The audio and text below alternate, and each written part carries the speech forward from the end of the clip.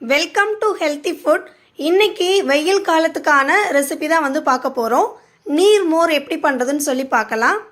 இதுக்கு மிக்ஸி ஜாரில் தயிரை சேர்த்துக்கோங்க. தேவையான அளவு உப்பு ஆட் பண்ணிக்கோங்க. ஒரு பச்சை மிளகாய் நான் சேர்த்துருக்கேன். இஞ்சி சின்ன பீஸ் 2 பீஸ் போட்டிருக்கேன்.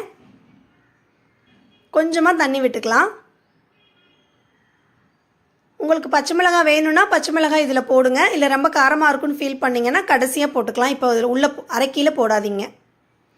இப்போ இதை பல்ஸ் மோடில் வச்சு 2 தடவை பல்ஸ் பண்ணிவிட்டு அப்புறம் 1ல் வச்சு ஒரு 30 செகண்ட் அரைச்சி எடுத்துக்கலாம்.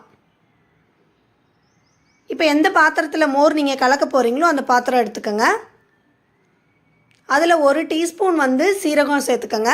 கண்டிப்பாக சீரகம் சேர்த்தணும். மல்லி இலையை சின்ன சின்னதாக கட் பண்ணி வச்சுருக்கேன், அதை உள்ளே போட்டுக்கலாம்.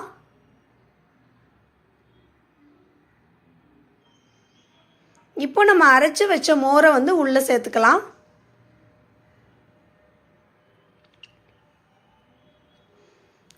தண்ணி சேர்த்துக்குவோம். இன்னும் கொஞ்சம் திக்காக இருக்குது, இன்னும் கொஞ்சம் தண்ணி சேர்த்துக்கோங்க. நல்ல தண்ணியாட்டம் இருந்தால் தான் நீர்மோர் நல்லாயிருக்கும். அவ்வளோதான், ஓகே. தண்ணியாட்ட தான் இருக்குது. உப்பு அளவு பார்த்துக்கோங்க, சரியாக இருக்கான்னு டேஸ்ட் பண்ணிக்கோங்க. அவ்வளோதான், ரெடி ஆகிடுச்சு. உப்புடைய அளவும் சரியாக இருக்குது. நீங்கள் எந்த பாத்திரத்தில் வைக்கிறீங்களோ அந்த பாத்திரத்தில் அப்படியே வச்சிட்டிங்கன்னா அடியில் டெபாசிட் ஆகிடும். ஸோ கொடுக்க போகிற டைமில் ஒரு தடவை கலக்கி தான் கொடுக்கணும். அவ்வளோதான், நான் டம்ளரில் ஊற்றிக்கலாம். இப்போது இது வெயில் நேரத்தில் குழந்தைங்களுக்கெல்லாம் ரொம்பவும் நல்லது. ஹீட்டை குறைக்கும். 10-11 மணிக்கு இந்த மாதிரி ரெடி பண்ணி வச்சிட்டிங்கன்னா ஒரு 3-4 மணி வரையும் அப்பப்போ கொஞ்சம் நேரத்துக்கு ஒருக்க ஊற்றி நம்ம கொடுக்கலாம். குழந்தைங்களுக்கு பெரியவங்களுக்குமே இது ரொம்ப நல்லது.